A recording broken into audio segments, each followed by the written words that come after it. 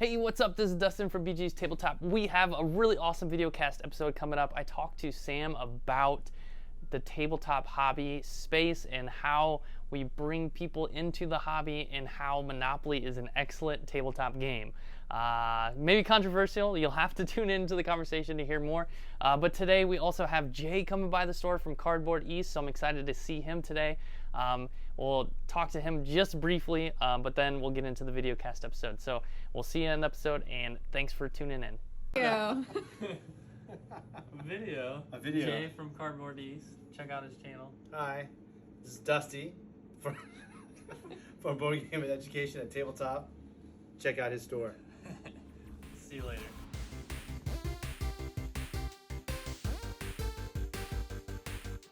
All right, we got another episode of BGE's Tabletop Talk. I'm gonna have to figure out how to say that. This is only the second time recording for an episode, so I'm still learning how to talk and share what our name of our show is. So today, I'm super excited. We have Sam Stockton with us, and we're going to be talking about learning to play games with others. So really excited to talk about topics like Monopoly, Candyland. Sam has some very strong opinions about those, and they're probably not what you think. But I'm excited. Sam is the co-founder of B.A. Games. Let's bring Sam on. Sam, would you mind sharing a little bit more about yourself and what is B.A. Games? So my name is Sam Stockton, co-founder of BA Games, and we get it a lot like, oh, what does BA stand for? And it's not what you think, though it is fun to watch people's reaction. BA stands for Brothers Awesome, and that's because I was young in the 90s, and I really loved MC Hammer. Mm. So I made a rap about how cool me and my brothers were because we're five brothers. So it was Brothers Awesome. And so I was like, and so I made a really terrible rap and recorded it on like a karaoke machine that my aunt had. I think it's burned now. I hope. Oh no! I hope, and I hope it never sees the light of day. But that kind of stuck with me for the rest of my life. For my brothers, always kind of teasing me about it. But in the end, it actually became like a form of endearment. And so now to this day, we still kind of do it to each other sometimes. And so we're Brothers Awesome Games. That's awesome. I have a couple raps out there too, but they're saved in a drive somewhere. Maybe we should collaborate on the music front someday. Oh yeah, we'd be totally fire. Oh yeah, we'd be hot. So did you have a dance to go along with your rap too? Because that's what MC Hammer was known for. Well, he had the hammer. I had the hammer pants with the Velcro. Oh, nice. The parachute pants. Oh, like nice. yeah, it's so good. Like I used to do that all the time. Cool. So BA Games has Cult of the Deep coming to retail July 1st. Would you mind sharing a little bit about what that game is? So Cult of the Deep is our design, my design on our design because I work with my brothers. You know, we're a collaborative group. But there's a few things about social deduction games that we didn't like. Number one was sometimes there's not a lot of meaningful choices you have to make in the game. Mm-hmm. So it can be a little lackluster sometimes in that regard. Number two was the fact is I'm really bad at lying. So like getting called out for coughing and then being out or just being bad. So that was the second thing. And then number three was player elimination. I don't really like that in Secret Hitler or Werewolf because it makes sense and it thematically makes sense. And the game was short, it's great. But when the game goes longer because of the social aspect sometimes, it can be really annoying. And I love social deduction games. I think they're great. But so we made a game that kind of combined the two worlds, the social deduction with kind of like the more board gaming elements. So it's a hidden roll dice game where you're all a part of a cult, different factions, and you're rolling these dice and you're trying to, stab people, heal people, prevent people from taking damage. But there's also these rituals in the center that the cult is working on, like the Kraken or the Sea Hydra or the Blood Rites or whatever. And you get certain benefits for committing to those rituals. But you have to be careful because as you give to the rituals, they get closer to completion. And people who complete those rituals then gain those rituals benefits permanently. And so I may get a bunch of life and something I needed, but then you end up with the Kraken, and so you start, killing people. So how much do I trust you? Is the question. And so that's kind of what the question that we ask for ourselves is, as you're using these dice, what are you saying with those dice? And so another thing, and the other thing too, was the wraiths. So when you're dead, the cult's not done with you. You become a wraith, and so you'll Mm. reveal your role, what faction you are on, and then you'll haunt the dice of the other players. You'll get your own dice. You'll start haunting, and like so, someone's like, "Oh, I'm gonna stab you." Like, nope, take that away. And so the wraiths can get really kind of annoying for people, which is great because you're dead. And so what ends up happening is you can then work with your team to win because even if you're dead, your faction still wins as a team. So you can still win the game. That's awesome. The art's really cool. I know a lot of people love that Cthulhu themed environment or atmosphere too. Mm-hmm. It was really interesting because like we want to do a Cthulhu like, but we didn't actually do Cthulhu. Mm. So we kind of like tried. We walked the line because like the Kraken, everyone's like, oh, it's Dagon, and it's like, well, yeah, it looks like Dagon, but it's Yeah. also like the Kraken, this Hydra. So actually, the game is based out of Greece, so like in Greek Oh, okay. mythology. Oh, cool. But it really crosses that line between like cults, occult horror, Greek Mm. mythology kind of thing. We did. That's awesome. That's kind of like a little nod to the Cthulhu Mm-hmm. world. That's I don't know. A lot of people maybe don't know this. If you look in your top, what is that top right hand corner? There's a little octopus. Oh, there's a little tentacle. That's kind of a nod to more experienced gamers, where we have the chess piece. That's like kind of setting us up for everybody knows chess and then our cards. So a Where little you're like Arkham background there. Horror sold here. Yeah, yeah, we do right down there. All right. Cool. So we want to talk about learning to play board games with others. I have a first question Mm-hmm. is like, well, let's define what that means first. Maybe we can provide some context to the conversation. When we say playing board games with others, obviously we have like family and friends, we have going to meetups where we maybe are meeting people for the first time, or maybe we're Mm-hmm. going over to someone's home who's hosting a board game night. Um, those are all kind of fall into that category of playing with others. Is there anything else we can add to the context for the conversation? I think friendly local game stores. Yeah, Don't yeah, forget of those. course. Yeah, we board game day every week. Saturdays right now, but it'll probably change. And that's what kind of playing with others, whether it's family, friends, people you don't know. Maybe you go to a board game cafe, a friendly Mm. local game store. These are all places where there's these social interactions between people as they play a game together. Yeah, this is the number one reason why. Well, okay, I don't know if it's number one. Yeah, it's probably the first number one reason. So I read this somewhere. Someone shared this in the board game community. I'm not sure who I can give credit for, but they mentioned there's three kind of main reasons someone plays board games. Number one, the not in any order. This is maybe my order. Social interactions with your peers or whoever. Number Mm-hmm. two, for the game's sake. So you're just really loving the mechanics, discovering the theme, discovering all that good stuff, and then to be competitive to win. Um, Mm-hmm. so I'm 1 and 2. I really don't care if I win. I try to win because that has to do with number two. I want to discover the game and see how the mechanics operate. So that for me is the number one reason why I've gotten into board games so much over the years. Because when I played video games, I always loved the couch co-op multiplayer stuff. I never really played the campaign stuff. When I did, it was kind of strange. I would play Final Fantasy 7. I would play for a half hour. My other buddy would get on his campaign, play for a half hour, and then my other buddy would play for his campaign for a half hour, and we'd all just watch each other. Yeah, Um, just kind of like, oh, you're watching like what they're doing. yeah, yeah, Hey, turn left here. There's a secret over here. yeah. So, Did you play a lot of video games with others? Like, why did you get into board games? Would you say you also fall in the number one? It's the social aspect for you. Definitely number one is really heavy. Number two and number three, I'm very competitive as a person. Mm. It's not my main reason for doing board games, but I'm very competitive. I've had to tone it down over the years. I'm doing better. I'm I'm Had to I, tone it I'm in down. I'm in recovery. No, as a child, I used to be very competitive. Okay. I've something switched in my brain, and I became a teenager. I became much more relaxed. Still competitive, Mm. but just much more relaxed about it. Um, but yeah, so growing up with brothers, That was one of Oh the things yeah. the way we stayed connected was we played board games like Hero Quest. Um, Oh, we did Battle Masters was a classic for us.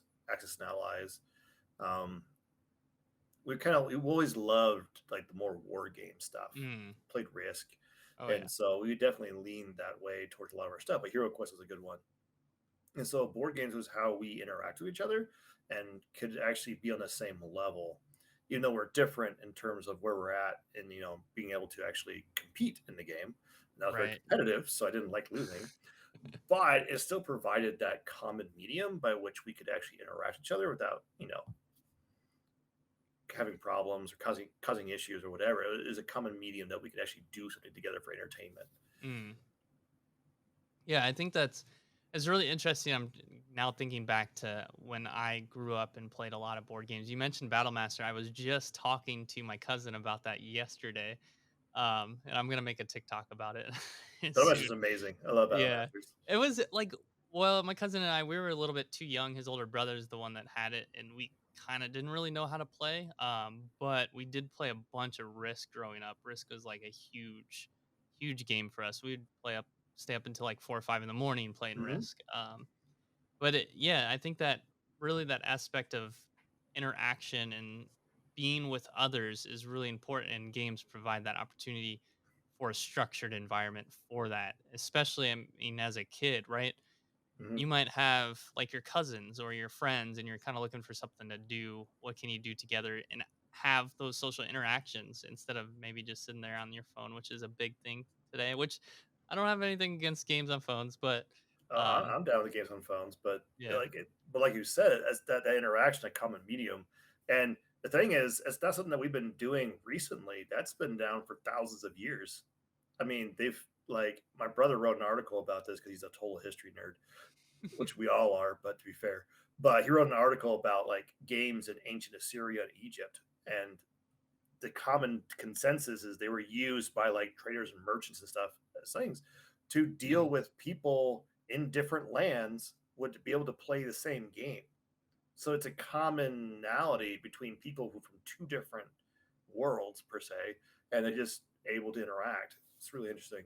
yeah, it's so cool to. I mean, it's probably in your brother's article, maybe, where the games mold into other games, right?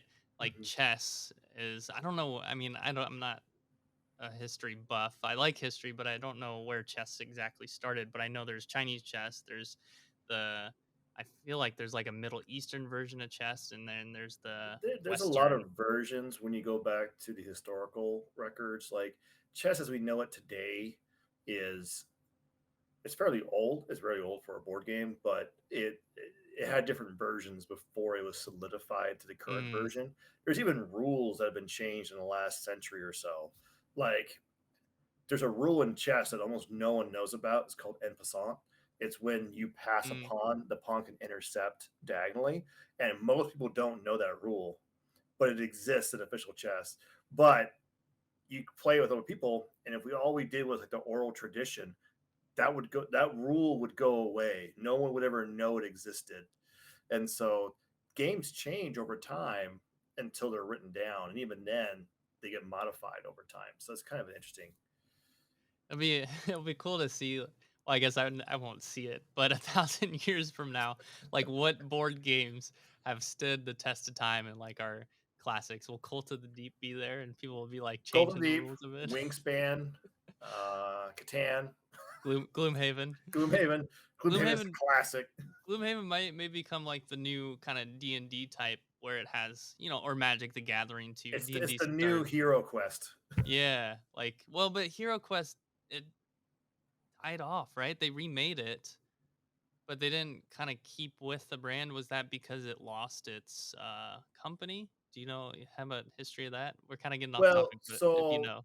part of it is so Hasbro used to partner up with Citadel or Games what we would know as Games Workshop.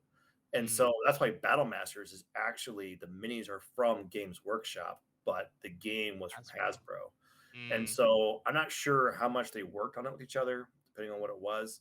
But Hero Quest was another one of those games. So it was just never redone. I actually had an mm, expansion which I didn't know existed until they came out with the new one. I didn't realize I had an expansion for it, but it also came out like the 80s 90s era where like there was a big hullabaloo about D&D and stuff. Like there's a Yeah, big yeah, thing yeah. for fantasy for a time, and then it kind of died off, uh, and then it kind of just went dormant for a while. So I'm not sure where it was caught in that. I know eventually they redid it, and when they redid it, instead of like what restoration games does is where they kind of like modernize it. I Mm, think they made the choice to keep Hero Quest the same, pretty much. I think they updated some of yeah, the art and like a yeah. couple little things, but they didn't really update the game at all. So the game is still the same game from New Wood back in the day. Yeah, it's also interesting too because we're getting a little off topic, but it's all right. Well, We I, can I can steer this back in. I we can can steer get this back back in. in, but Yeah, because I want to make a point about because we're talking about games and the company owning right the IPs, but then you go into legal issues of game mechanics and how those cannot be owned. But like something like chess, that was never owned by a company, right? Where we have these modern board games, they're all the intellectual property is owned by a company. So does it ever get to the point where it just becomes a what do you call it? Public domain as a game. well, just like Winnie the Pooh Yeah. became recently, I think became public domain. Now you couldn't do Winnie the Pooh and stuff. You can't do the specific Disney Mm, version of Winnie the Pooh, right. right? And so like you can't have the Pooh with the red shirt and the kind of proportions. You can do like a modified Winnie the Pooh. Yeah. The same thing is going to happen with Disney soon, I think, with the original Mickey Mouse. Mm, that'll be He's going to hit interesting. public domain, and so like their Mickey, their updated Mickey will be protected, but the original Mickey Mouse, like him as a character, will hit public domain, I believe. Don't quote me on that, but Yeah. I know Winnie the Pooh and that stuff did. I know those Yeah. characters did. Yeah. I wonder if maybe Disney has something up their sleeve in that Disney always does. regard. Cool. Well, all right. Well, let's talk about some other classic games or quote unquote classics, maybe not in a sense of chess, but like Monopoly and Candyland. Those have Mm-hmm. been around for, I feel like they've popularized in maybe the 60s. I know Monopoly was first 50s and made in like 60s. the 20s or 30s. Oh, my Yeah, goodness. it was back more like pre-depression era, started with the depression era, and then Yeah. I think a lot of board games. There was a surge, I think, in the 50s and 60s, kind of, and then it kind of slowly grew. And there was a big spike in the 70s and 80s. Then it kind of kept keeled down, and then it's been in those last 10, 15 years. It's been another huge spike. So you shared some opinions about Monopoly um, and Candyland, and I have my own opinions, and there are a big opinion that a lot of people think those games are quote unquote trash, right? Mm-hmm. Especially in our hobby. I don't believe that. I think that Monopoly is well, one, the IP monopolies are great for business. I sell a lot of like the Naruto Monopoly, Star Wars Monopoly, all that good stuff. Mm-hmm. Um, but I also, if someone's coming in and they're looking for a classic Monopoly, we don't carry it necessarily all the time. We try to keep one copy of all those classics in stock. Uh, Mm-hmm. essentially, those games like are really tough for us to sell because Hasbro, we don't get very good margins with Hasbro on that stuff. Oh no. Um, so we keep one copy in just in case someone asks for it. Currently, we don't have it in stock, but I will try to steer people towards other games that share those similar experiences because I'll mention things that people maybe like don't really like about Monopoly. You mentioned one about social deduction games before we got on is like player elimination, right? Mm-hmm. So I'll mention some games that are like Monopoly that don't have this aspect to it or are like Monopoly, but you can play in like 30 minutes instead of maybe 2 hours. I guess if you play by the original rules, it goes quicker, but I don't think anybody ever plays by the original rules.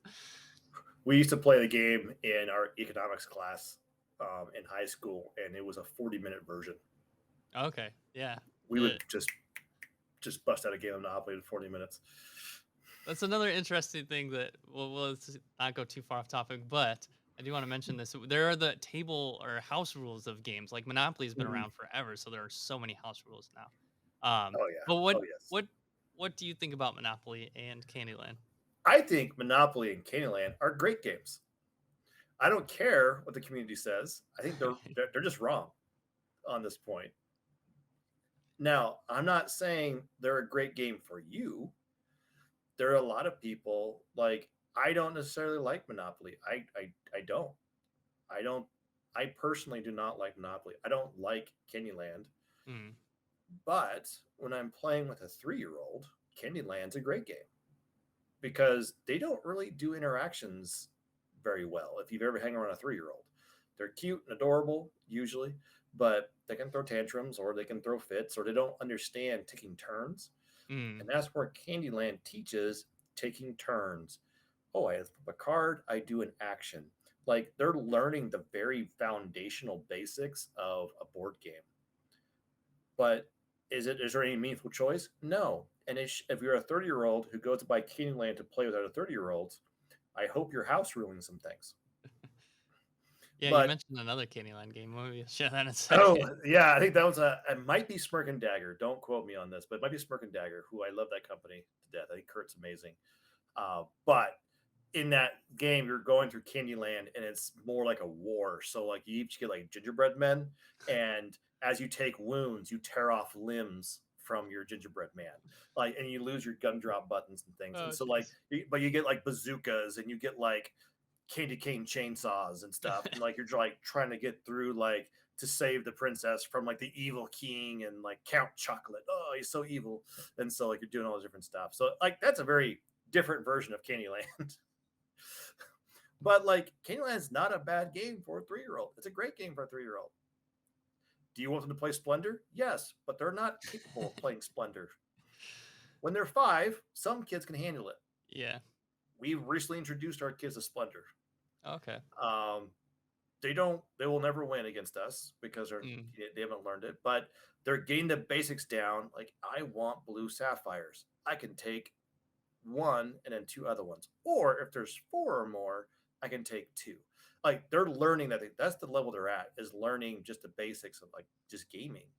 And right. so there's nothing wrong with those games. They're great games for kids. For sure. And there's one rule that Alan from Tuesday Night Games mentioned about Candyland that might make it a little bit more interesting and a 3-year-old could probably handle is you get to flip over the card, right? And usually if it's like green, you go to the green space. You can choose to flip over a second card, but if it's ever the same color in a row, you have to go back to the start. So there's at least an interesting choice for adults to kind of push your luck, and then the kids kind of can learn an extra rule maybe too. Well, and that's sort of thing. The next level, like, well, maybe you draw 3 and pick one. Or you could do is Mm. you split the deck and you draft. Oh, geez, yeah, drafting, Candyland Like drafting. Candyland now is a drafting game. That's like next level. So you're like, all right, we're just gonna get 7 cards, and we're gonna pick. You get to pick 4, and I pick 4. So I'll pick one. We'll pass. Pick one. Pass. Pick one. Pass. Pick one. Pass. So you're planning your route now. Suddenly now you have a mind game with the game, and that's like when they're like a 4 or 5-year-old. They're like starting to Mm, learn. Like that's totally great. Like that's what those games are for. That's why I hate it when people trash games sometimes because in general it's like maybe it's just not for you because you like certain games, but doesn't mean that it's not a good game for someone else. right. Yeah. So that's where I take a lot of issue when we do this to people. And you see it all Mm, the time on Facebook, you see it whatever, like, oh, I like Monopoly. And there's like 100 people who's like, I hate Monopoly. And then 100 people are like, I support you. And it's like this big war that happens. And it's like, yeah. why are we doing this? Mm, yeah. I mean, there's tons of games in my store that are not for me, but I will suggest them to someone because it might be an experience that I think they're looking for. And that's important is thinking about like in it some games that are not for me I will play because like I want that experience for everyone else and I'm kind of like hosting or something. Yeah. Like here's a controversial opinion. I don't like Root. Yeah, I could see that though. I know some people who don't Root to like me, fruit. I think mechanically, it's a very interesting game. I think there's a lot of cool stuff. I love playing as the Erie, but I don't like the game. And to me, because 2 things: one, it's impossible to teach anybody that game. Um, like you can, but it's like they have to be dedicated. Like, Mm, you want to learn hobby board game, you're a hobby board gamer, and this is what you're going to do with your life. Like, that, right? And number yeah. two is just, I think it lies to you. Because to me, I'm like, oh, it's going to be a war game. It's not. Not really. Yeah. I had the same problem with Scythe. It's not Mm, a like it tells you one thing and it's not. It and Scythe is a good game. I love mechanically. I think it's very smooth. I love the feel of Scythe. I love the tableau building. I love like the way it goes back and forth. I love the different stuff. But it lies to you because big mechs are not supposed to be buses. They're supposed for fighting, and you're discouraged from fighting in that game because mm, like, oh, you get a star from it, but yeah, but it only you only do it for the star, not for really any advantage for the most part. There's a few cases where you do it, but in general, fighting is very discouraged in that game, and I don't find it that interesting. So like, Scythe is a very controversial one for me because like it's just to me it's skinned wrong. It needs to be a different theme, and mm. then it would be like, okay, this game's great, but like thematically, it just does not gel with me. Yeah. How many? I guess how many times have you played Scythe? Because in my 15 experience, times. 15. Okay, that's I quite a played bit. 15 times. I've That's quite a won, bit. and I've won four. I Okay. usually play against experienced players. Scythe is like that's why like mechanically, feels great. Oh, love this game, so good. Thematically, it doesn't make any sense to me. Yeah. Uh, in my experience, the battle is just at very critical moments in the game. You have to.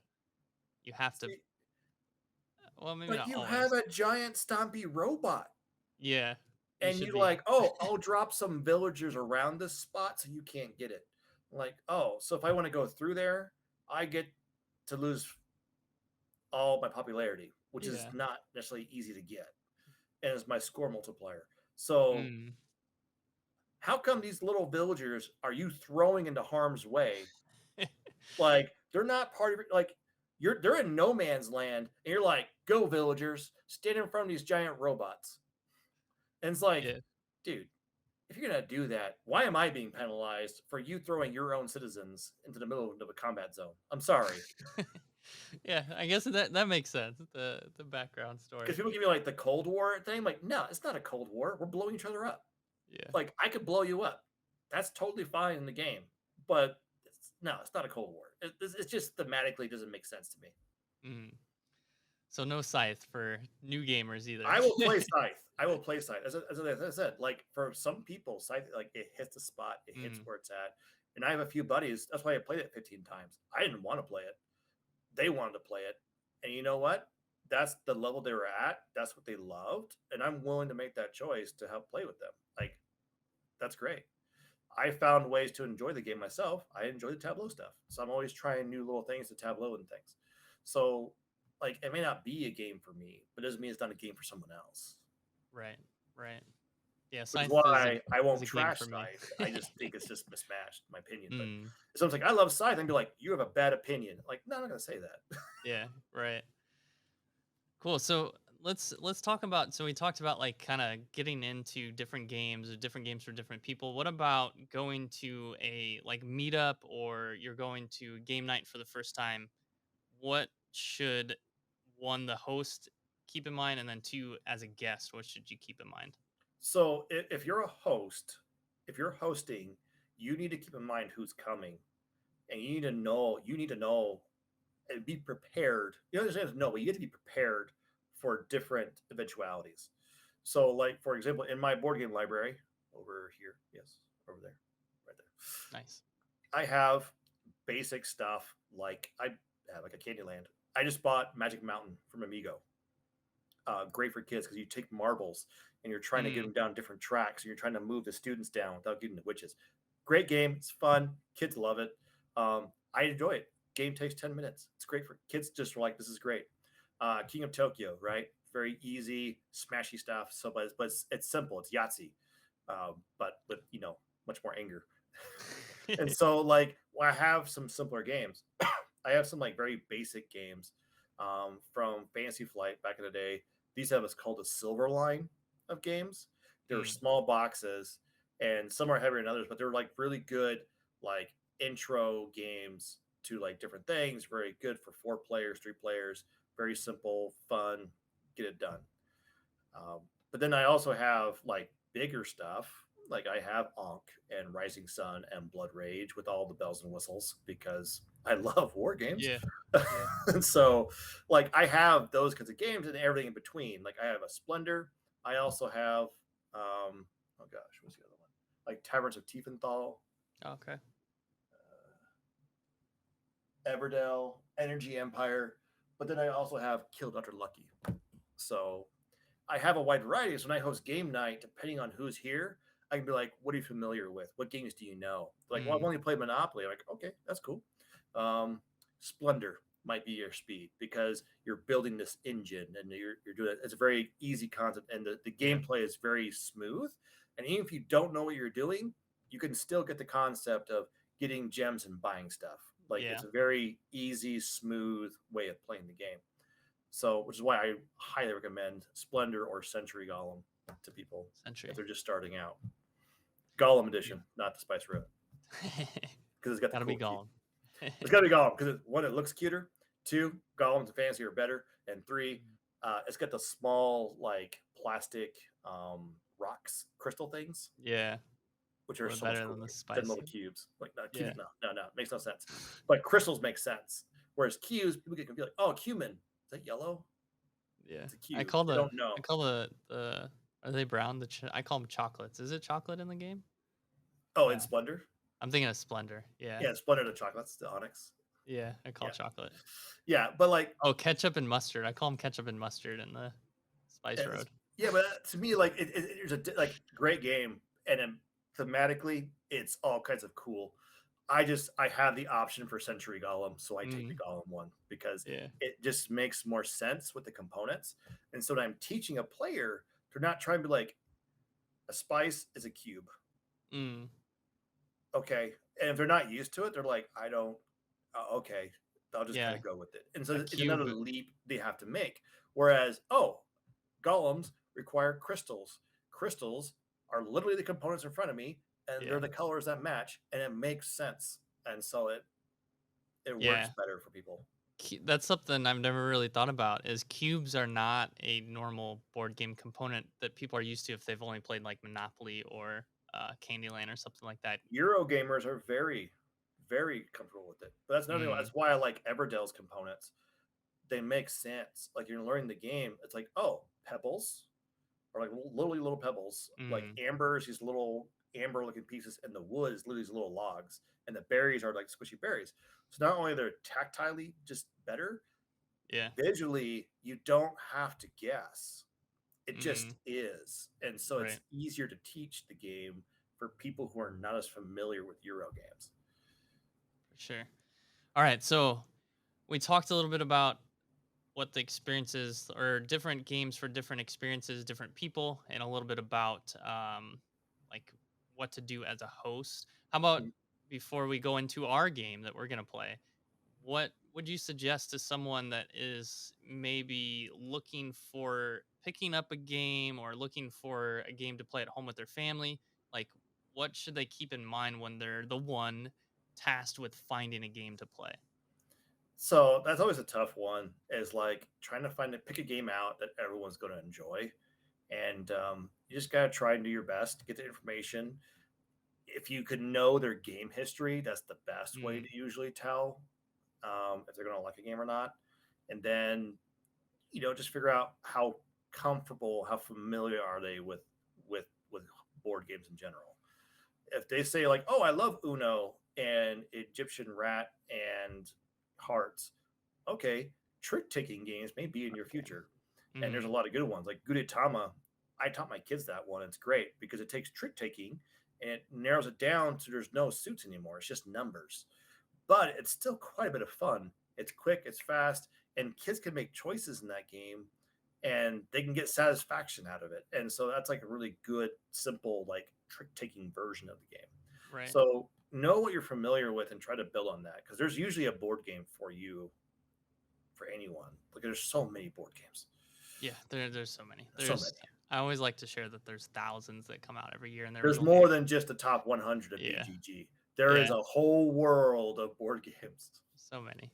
And I would add to that to ask your friendly local game store. They are very good at giving suggestions, and You mentioned the Facebook group, so the Facebook group is not all like people There's arguing not. about There's a lot of Monopoly. nice people on Yeah, that. you I'm can just saying post in there too. you can post there. They're usually nice. You know, they'll have a lot of people are more than happy to share games. Just Mm, sometimes people are thinking about their favorite games and not necessarily yeah. what you as a consumer, which like retailers want you to come back as a customer, so they Hmm. want you to have a good experience. We So want they are very motivated to give you good advice right. As a game store, we're not going to suggest a game we don't think you'll enjoy. We want you to enjoy because you games want you so to you come can come back and buy back. Yeah. more. And if they Right. hate the game you sell them, they're like, I ain't going back to that Yeah. place. That They sell was crappy games. waste of time, frustrating, blah blah blah. Mhm. Yeah, we don't. We kind of that's we. I need to put it on paper because eventually when we hire staff, my wife and I we kind of have a process for vetting our customers and what kind of experience they're looking for and finding a couple suggestions. A lot of times we suggest stuff and it just doesn't click with the customer, so we have to give another suggestion too. Well, and sometimes theme doesn't work, or they're like, Yeah, that sounds too hard, or any number of themes things. theme's a big thing, I think, for people who are new to board games because that's what appeals to them first. Some people who have played a lot of board games know that there can be some really, really good games with a theme that maybe doesn't interest them. Well, and that's why that's that pitch, right? Mm, Like, so, like, if I said I'm starting a bird sanctuary, and I'm going to try and get different birds to come to my sanctuary, which will make my sanctuary better. Like that concept is cool for certain people. mhm. Um, I'm going to join a cult and stab people, stab your friends. To some people, that's like, no, never. Some people are like, oh, Yeah. really? I can stab Bill? Like, yeah, let's do this. And so, Right. Again, going back to the full circle, different games for different people, different mm, experiences. All right. Well, I have a game experience for you. here it comes. We're gonna play 5 second rule. We played this on our old podcast, Board Game with Education, a few times, and we would be playing it on this podcast a couple times too. But if you don't know or you haven't watched previous episode, 5 second rule is a game where I give you a category. Oh, geez, don't look at the categories. Don't look at the categories. What? All right. What? Where am I supposed to look? I give you a category, and Oh, I missed it. you have 5 seconds to name three things in that category. So we're gonna do. Oh, no. I kind of want to do something interesting that I haven't done in the past. We're gonna have a contest with all our guests in season one with 5 second rule. Oh, Maybe, no. maybe we'll see. We're gonna do it with you, and then we'll continue. We'll see if we continue because you're the second one that I recorded episode with. The other episode was a duo, so they competed against each other. So we'll see how you do and how you stack up against all the other guests. Oh, let's see how this goes. I've So never this played this is the game before. this is the practice. Is basically I count down five, four. As soon as it hits one, I go to the next slide like this. Oopsies, I hit it too many times. So I'd go to the next slide. I should put practice times two. All right, are you ready? The next Sure. one I think is the real one. All right, here So we as go. it goes down to one, Dolphin, dog, cat, whoa, 1 point. All right, as it goes down to one, we'll go to the next one. Three, two, one, go. grass, trees, shed, Whoa, you're getting there with a second to spare. And three, two, one. phone, tablet, computer, Oh my gosh, we're three for three.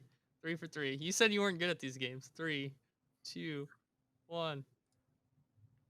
ant, beetle, mosquito. That was a closer one, but you're still doing pretty good. Oh, Superman, Batman, Wonder Woman. That was quick. Oh my. All right, I last one. should I have believe done you're Marvel, not DC. I apologize. you're 5 for 5. Okay, wait. We'll start at the one. Three, two, one. Oh wait. I clicked it, but it didn't go through. So there must have been two superhero slides. Here we go. Oh, Colt of the Deep, Forges of Ravenshire, and Wingspan. I don't know if we'll count that. Should we count it? What's wrong we'll, with we'll, what's wrong with those? we'll default to. I think you ran out of time just barely, Oh, I don't think so. but I don't know. I don't know. We'll default. I'm pulling out your competitive nature. Hmm. We'll default to the viewers on that one. Um, you chose some very long board game names. Well, Colt of the Deep because that's coming out. Yeah. Forges of Ravenshire is our current board game we're working on Okay. that we're testing. came to mind, and then I'm like, birds, wingspan. Yeah, we dropped Wingspan a couple times today. It's a good one. Cool. Well, Sam, thank you so much for coming on. Where could people find more about BA Games, find more about you, and all of that good stuff? So BA Games, we can find us on Facebook, Instagram, or Twitter, or even YouTube.